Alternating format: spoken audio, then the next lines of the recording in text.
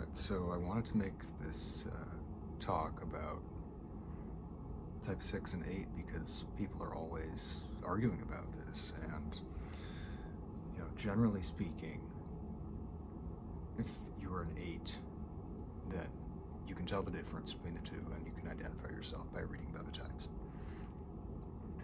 And often you can self-type that way. But other people often can't tell the difference. They seem unable to do it, and I've talked to people who are not a 6 or an 8, and they're really not very good at describing what the difference is. And so it's worth going into more, because it's the most common debate. It's the biggest hot button issue probably among people that would self-type as either of those types. And generally the assumption goes that if you think you're an 8, you're not really an 8. You're probably some type of 6 with counterphobic leanings or whatever. So one of the things I like to do that I'm going into in this book I'm writing is to talk about these old influences, the ancient influences. And the Ennead lines up perfectly. Not with modern Enneagram literature per se, but with the types as they are as a whole. They are intact in the order that they were laid down, if you know how to interpret them. So 6 is Osiris, all right? And I think Osiris works really well for 6 because he started out the king of Egypt. And 6 is identified with authority and order and morality and all of this structured stuff that also goes along with the head triad that's more civilized, and then to go a step further associates with the social instinct. So all of these things kind of are in a line. And Osiris started out as king of Egypt, and then he was killed. In traditional version, Set, who is 8, represented 8's represented by Set. Set kills him due to jealousy and murders him, and then after that, Osiris becomes king again, but of the underworld. Okay, so it's about in some ways it's about the power of authority and an individual's struggle against corruption, and there's a journey there, and there's very much this kind of type 6 framing, because the 6 is a type that it's not that they naturally start out in a power role per se, but that sometimes they learn about the natural authoritarian system that they were sort of born into in the classroom. Let's say they were the class president, or on the sports team they were the captain, or they were an official ruler or leader. And very, very much of the time that's not where the real power is. It can be, but you have competitors, you have people that are trying to work against you, and there's politics, and so the 6 becomes a type that's more aware of politics. And early on in life, they often aren't necessarily in the most aggressive role. They're in a somewhat more politically powerful role, or they're powerful because they learned martial arts. I was one of the ways you can tell your type is you can go back to childhood and you can see it. And the 8s generally are in a top dog kind of alpha role from when they're kids, because 8 represents raw power. Set is chaos, destruction, force embodied, and the 8 is very much about learning to deal with that, how to moderate that. If you throw your weight around, you can be a bully. You can control people, you can beat them into submission, and you can be a corrupt leader that way, just by pushing people around. And, you know, 8s being a physical gut type with strong will, impulse, physicality, aggression, energy in the physical sense, not as highly of a developed societal structure, you know, kind of hierarchy or top-down or organizational, you know, principles. They don't have maybe as much of that. They were more about just struggling to survive and, you know, to throw your weight around and to be aggressive and to exert your will. So, you know, you can be different types of leaders that way. And the 8s often are in kind of a leadership or top dog role from a young age, and then they end up struggling more with people banding against them because they were evil, because they were cruel, they were sadistic. You know, them having to learn, you know, how hard it is, you know, to lead people because there's pressure there. You know, you need to be a good leader and so forth. And that's, you know, 8 embodies essential power. It's really about power and force. It's not as nuanced as the 6, which is more about you know, something like loyalty and legitimacy and law and order, you know, legalities and structures and authorities and governments and society in general is all much more 6-ish. So with the 6 in childhood, you normally don't find the bully, the top dog, the, you know, natural leader type, because they naturally are more aware of the politics and the structures. They can become an appointed leader, an official leader, or whatever, but they may quickly learn that that means nothing. They become assassinated. You know, that Set, who is, you know, force embodied, comes along and knocks them off their throne, and then they have to rise again. They have to find another way to come back stronger, and they go down to the underworld and work politics down there. And, you know, the 6s, I had a number of friends who were 6s when I was a kid, and I was kind of the leader, top dog kid in my group and in my whole grade, because because I'm an 8 and I had more, and also a social 8, it's projected into the social domain, so there's even more of it.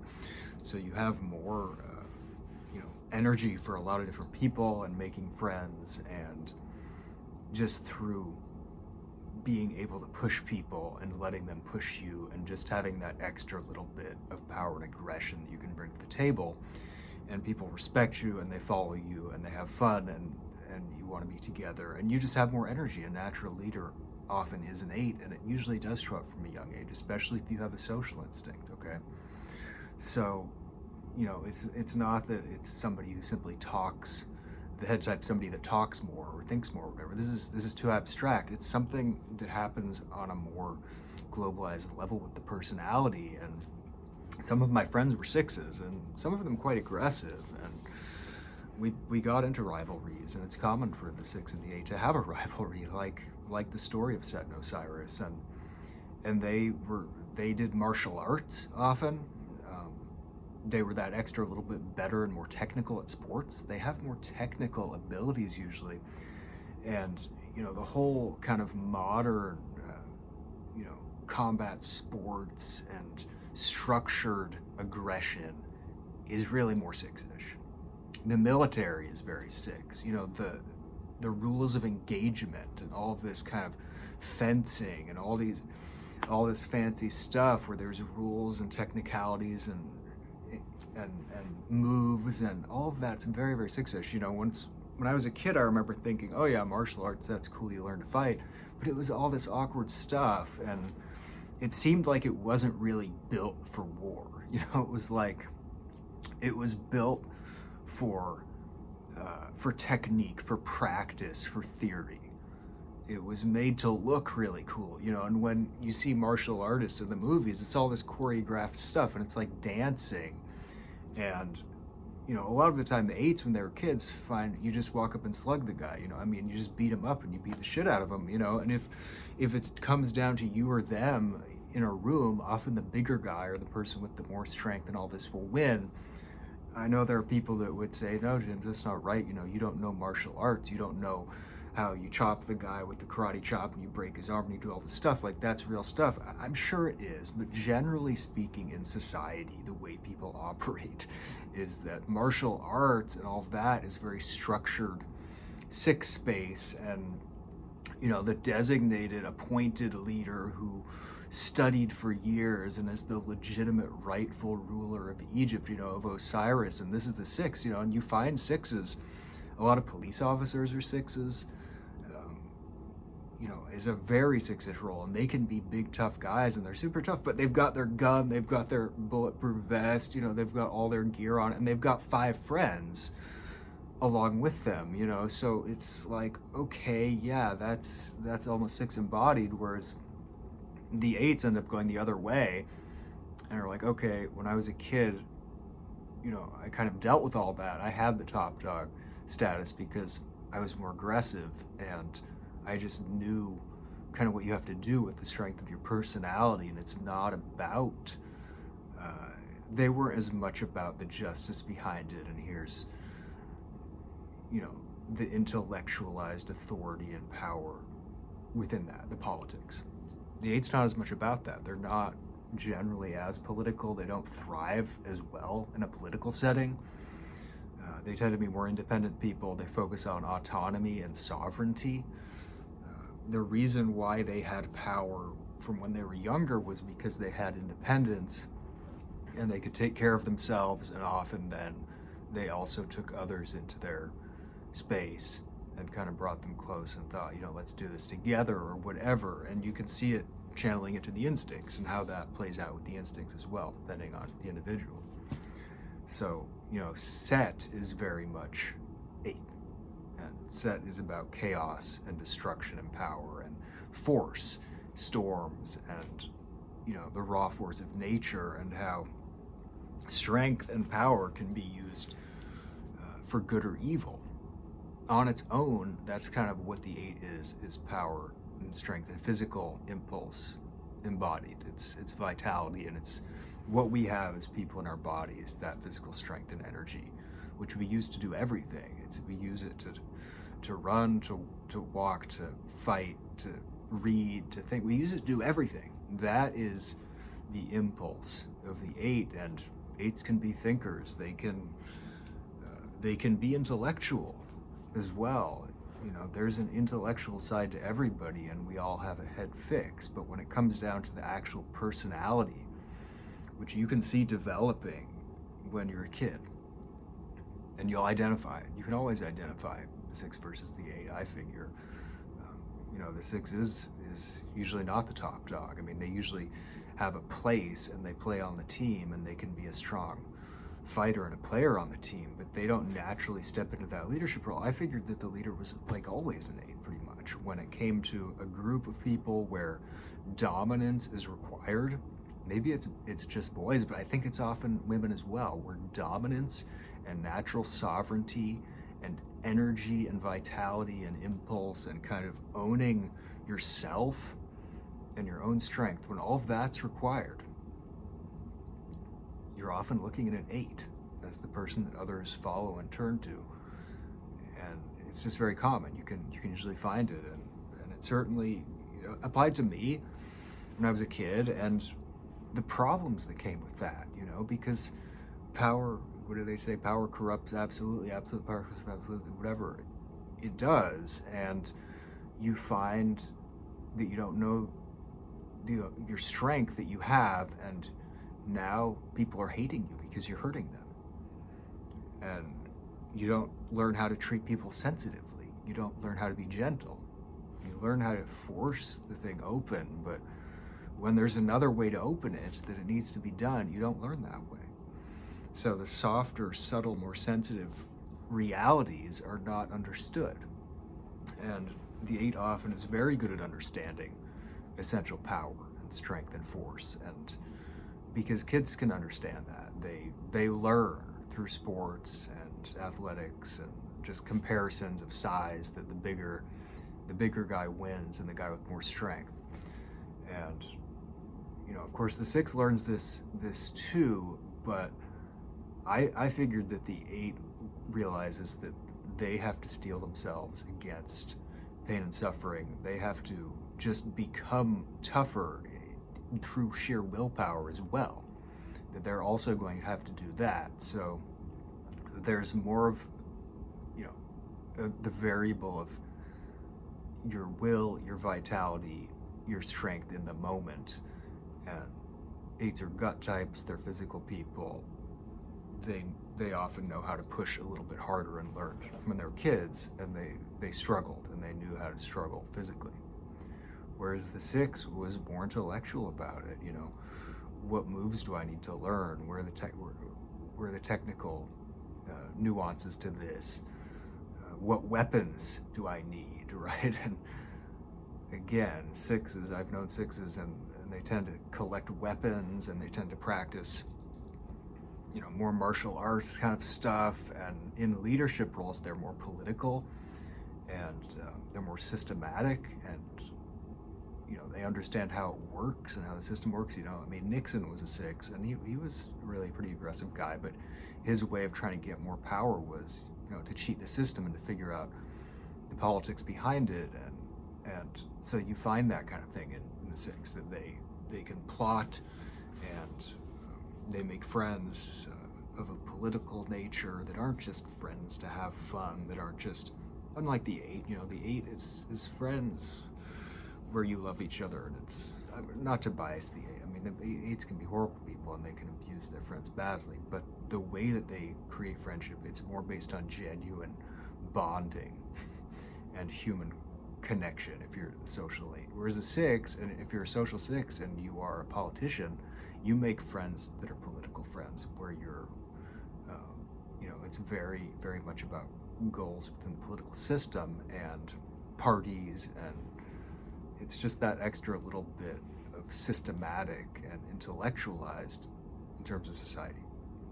So the 6, again, you get an intellectual person. They can be big and tough, and they can be strong and aggressive. If you look at two people in adulthood and you're trying to compare the two, you have to look at the context they're within. You may not be able to tell the difference. You may not have the ability to. It might be a situation where you need to know more information about them. You can't just tell by looking at them, by watching a little video and seeing their mannerisms. It helps to really know the person, and you have to know more about them. So it's very easy to mistype them if you're looking for a tough, aggressive person, or if you're thinking that they're one or the other type, and there's gatekeeping against 8. The vast majority of people are going to assume that you're a 6, and people just have been conditioned in the forums online and all the subs and everything, and Facebook and this everywhere, to not identify 8s and not even really to know what they look like. And they became this sort of mythologized type. Like, is that a real 8? Like, 9 times out of 10, no, that's not. That's really a 6. And that became the go-to. Okay, that became the assumption. And, I think that the people that are self-typing, and they self-type as an 8, and they go, well, I know I'm an 8, so what are you going to do about it? And people can always come to you and say, well, no, you're a 6, and everything you tell me is 6. But you say, no, but I'm certain that I'm really an 8. And they are. They really fit that. For the reasons I've mentioned, the descriptions and all of the theory makes sense to them, and they resonate with it. And, again, one of my talks before is like, I'm sorry that I don't fit the fantasy, the mental image you have of what the 8 is like, your little power fantasy. Often people kind of idealize the 8, and it's like, is that a real 8? Like, yeah, like that's such a cool, like that's great, and okay, sure, but you have to realize that the 8 is actually chaos. The 8 is a destructive type. When the 8's unhealthy, people hate them. They aren't somebody to look up to, and it's only the 8s when they're healthy, when they have those heroic leadership qualities that give them their reputation. The reason they can do that stuff well is because they also know the other side. They know the dark side. And the 8 really represents the dark side of power, the dark and the light. I thought, some people have contradicted me. It's always weird to use exemplars, because I'll use this as a good example of a type, but then another person will say, well, no, that was a really good example of a different type. And then, it just gets into the same debate. But, I thought Darth Vader really was an 8. And, the dark side of the Force, he was a good guy, and then his power corrupted him. And so I think that 8s are that way. And they learn that from a young age. That if you're tough and you're aggressive on the playground or whatever, when no one's controlling you, it's you and these other people. You push them around, or in the family. Sometimes there's an 8. My big brother was an 8 too, and he was kind of the king of the family over the 3 kids, and then tried to had more power over the adults as well. But the 8 always finds a way to leverage raw power, and it can be used for good or bad. They can be clever people and they can outsmart others, but on a basic level, I think that it comes from a vitality, and often the 8s have a natural strength and were stronger than other kids. And I mean, I was just a bigger, stronger kid in a lot of ways, and I bulked up a little bit. I gained weight, and I was a little bit chunky for some of it, but I was stronger, and I was also more aggressive. And it wasn't in an intellectualized 6 kind of martial arts, I'm going to beat you up, I know how to fight thing. I mean, it was more just about kind of using your presence and your energy to push the person and to physically figure out what you're going to have to do. And it's not like I always won every battle or anything like that. I mean, there are people that could just dodge me or whatever, and sometimes they did. I mean, sometimes when you have a lot of aggression and force, all people can do is sort of dodge you and pull back and say, well, you can't hit me, you can't get me. And then the 8 can wear themselves out, or they band together. Like, that's what I found after several years, was all my friends turned against me. Over time, they gradually were like, well, look, James, the sense I got was that we love you and everything, but you've just really hurt my feelings. Like, you're an asshole. Like, you just need to learn when to stop. And I think the 8s can be power hungry. They can become addicted to violence and aggression and pushing hard and megalomaniacal, where it's like, all right, guys, come on. Like, let's really take this to the next level. And they just keep pushing. And somebody gets hurt, and then the 8 goes, yeah, well, that guy got hurt. That's whatever, that happens. And then maybe they make fun of the person, and they can become bullies. They can turn people against each other. They can really get out of control. It just depends on the environment.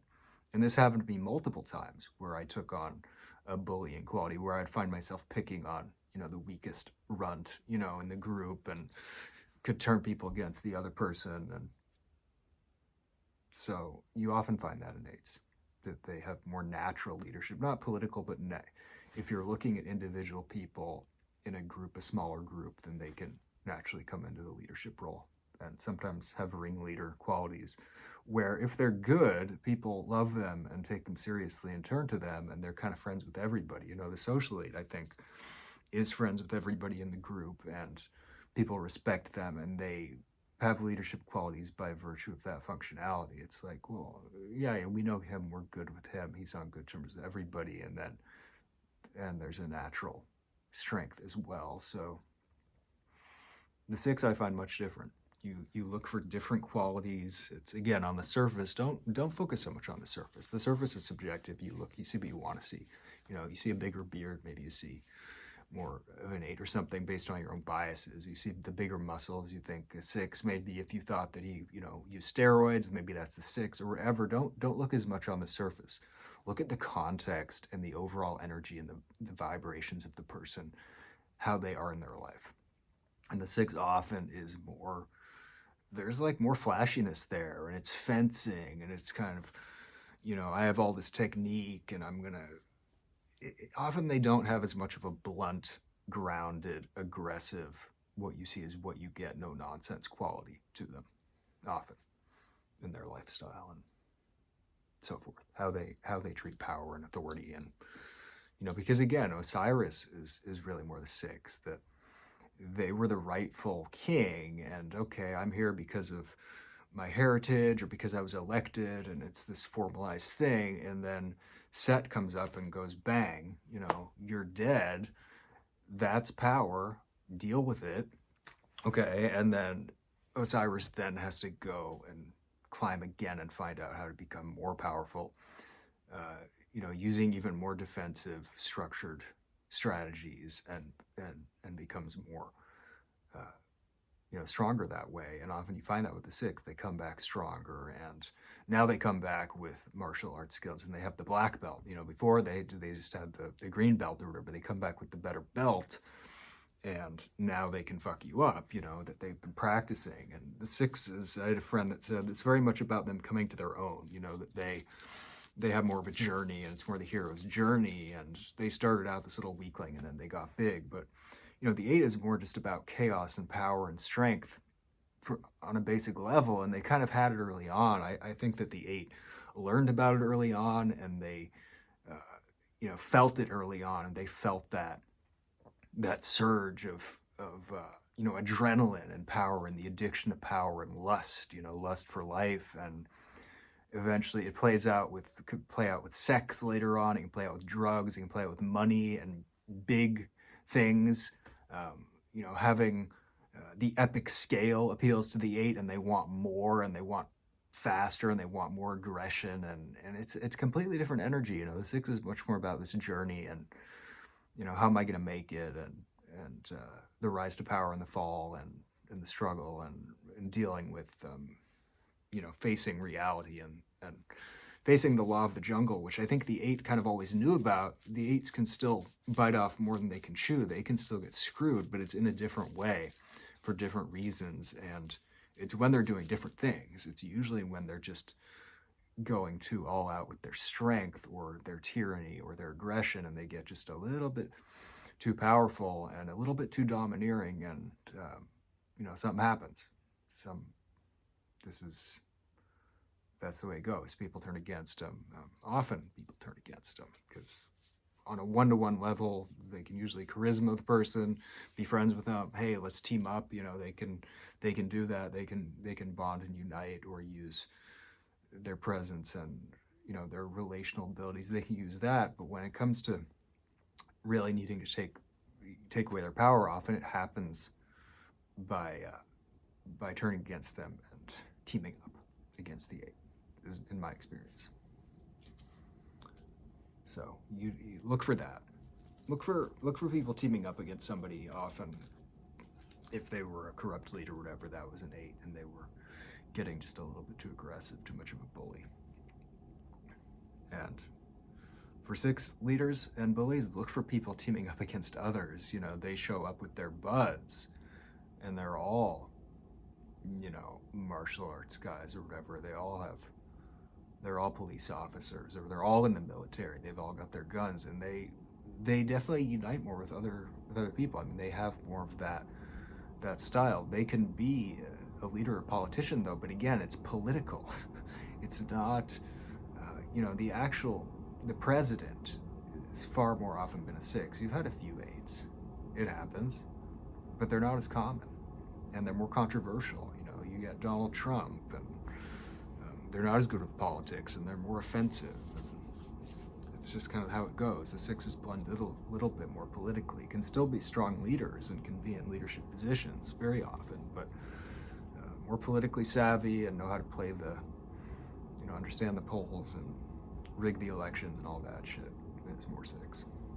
So that should make sense. That should make it easy now for people without having to rely on, he raised his eyebrows like this. Like, did that make him a six, or did that make him an eight? Like, it's just not. It's not like that, because you can read so much into that, and somebody else can also read into that for you. Of I saw him do that, and the eights usually have like more of a square jaw. Things they don't talk about. I mean, sometimes with the eights, you do get some of that stuff. There are correlations, right? Like, you can look at the types and line them up, and there are similarities, and you can do some of that, but don't do just that. Don't trust just that, because it's not scientific. And now you're mistyping people. You're just typing them based on like nothing, and you will mistype people. People get mistyped, and it becomes a thing, and you will develop a reputation as a bad typist, and as somebody who's a charlatan and doesn't really understand this stuff and doesn't know what's going on, and thinks that you can just type people based on oh yeah, I did video typing or photo typing or whatever, and I know I could type anybody in a few seconds, and then you go, but you're not getting these right, and they go, well, I am, and I know, but then you're just some asshole that thinks that you know better than people, and people laugh at you, and they say, but you don't know, you say you do, but people disagree, and now you think you're better than other people, and it's far-fetched, right? What you're arguing for is far-fetched. It's not reality, okay? So focus on reality and how these types are defined, what they really are. Learn a deeper logic and understand kind of how they operate in society, and look at context and the story of how they form. And that way you'll be able to tell the difference between some of these lookalike types, the 3 and the 8, or the 6 and the 8, and you'll really know. It won't just be a matter of whatever agenda you want to push, where you can turn Donald Trump into a 3. That's not the same as him actually being a 3. There is one way to convince people through persuasion, where you just push. There's another way where you rely more on that extra little bit of consistency of logic and truth and facts. It falls into place more easily that way. People will see it, and your reputation will improve as well. So people respect you more.